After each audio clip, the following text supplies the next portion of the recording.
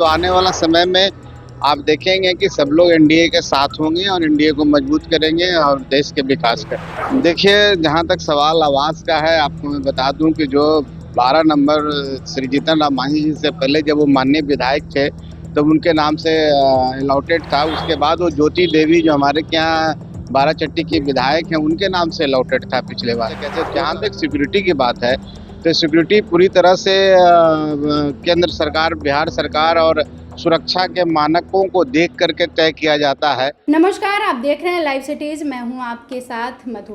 बिहार में बंगले की और सुरक्षा की सियासत थमने का नाम नहीं ले रही है। जहां पर सत्ता पक्ष के तरफ से विपक्ष पर इसको लेकर हमला किया जा रहा है और वो इसके पक्ष में बयानबाजी कर रहे हैं, तो वहीं आरजेडी के तरफ से भी इस पर सवाल उठाए जा रहे हैं कि जो और भी लोग हैं उन्हें किस प्रावधानों के तहत बंगला आवंटित किया गया है। अब देखिए, इस कड़ी में बिहार सरकार के मंत्री संतोष सुमन से जब पूछा गया कि वो इस पर क्या कहते हैं, क्योंकि जीतन राम मांझी के आवास पर भी सवाल उठाए जा रहे हैं, तो उन्होंने कहा है कि हमें जो भी बंगला आवंटित किया गया है या फिर बिहार सरकार में जिसको जो भी बंगला आवंटित किया गया है वो प्रावधानों के तहत ही आवंटित किया गया है। उनसे ये भी पूछा गया कि जो सुरक्षा विड्रॉ की गई है आरजेडी के तरफ से उस पर वो क्या सोचते हैं, तो उन्होंने साफ साफ कहा कि हमारी इसमें कोई भूमिका नहीं है। जिसको जो भी सुरक्षा दी जा रही है वो प्रावधानों और केंद्र सरकार और राज्य सरकार अपने सुरक्षा के पैमाने को मापते हुए ही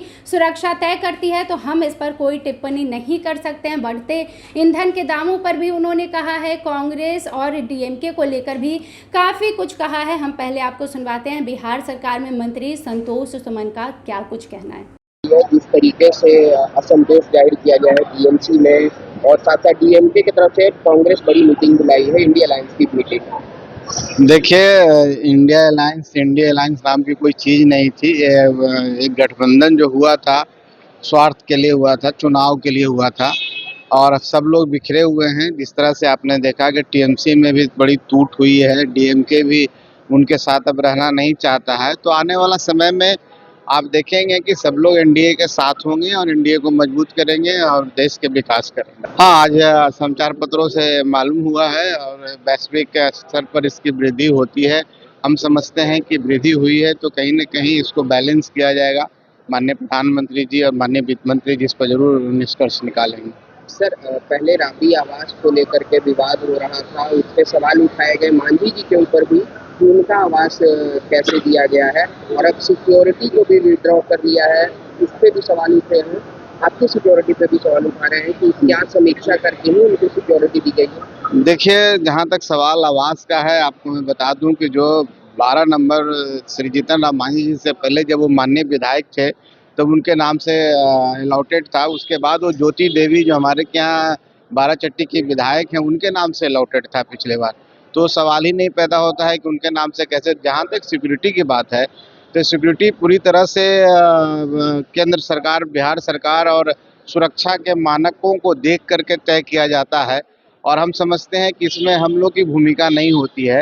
वो इंटेलिजेंस की रिपोर्ट होती है, सब होती है, उसके आधार पर सुरक्षा वापस लिया जाता है, दिया जाता है। सरकार का पूरी तरह से प्रेरोगेटिव्स है, उनका अधिकार है। हम नहीं समझते इसमें किसी को टिप्पणी करने की जरूरत है। तो आपने बिहार सरकार में मंत्री संतोष सुमन को सुना है। देखिए, बंगले की सियासत और सुरक्षा की सियासत तो थमने का नाम नहीं ले रही है, लेकिन उन्होंने एक और बड़ा दावा कर दिया है कि आगे चलकर विपक्ष की सारी पार्टियां टूटने वाली है। जिस तरह से टीएमसी टूट गई है उस तरह से विपक्ष की दूसरी पार्टियां भी टूट जाएगी। इंडिया अलायंस नाम पैच है। इंडिया अलायंस नाम की तो कोई गठबंधन ही नहीं है, क्योंकि ये गठबंधन सिर्फ स्वार्थ के लिए बनाई गई थी। और देखिएगा, आगे चलकर जितनी भी विपक्ष पार्टियां हैं सब आकर एनडीए के साथ मर्ज करेंगी और उसके बाद ये लोग विकास के लिए काम करेंगे। तो तमाम बातें कही है संतोष सुमन ने, आपने सुनी है। फिलहाल के लिए इतना ही। और भी खबरों के लिए देखते रहें लाइव सिटीज़। बहुत धन्यवाद।